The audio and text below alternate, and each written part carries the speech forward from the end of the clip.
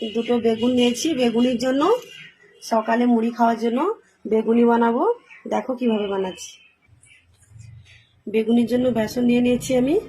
দেখো এক এক করে মশলা দিয়ে দিচ্ছি। লবণ, হলুদ গুঁড়ো, লাল লঙ্কার গুঁড়ো, ধনে জিরে, গরম মশলার গুঁড়ো। আমি হালকা হালকা করে জল দিয়ে দিচ্ছি, অল্প অল্প করে জল দিয়ে মেখে নিচ্ছি বেসনটা।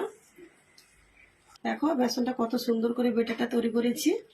একদম পাতলা হলে কিন্তু বেগুনে লাগবে না, না মোটা না পাতলা, মিডিয়াম।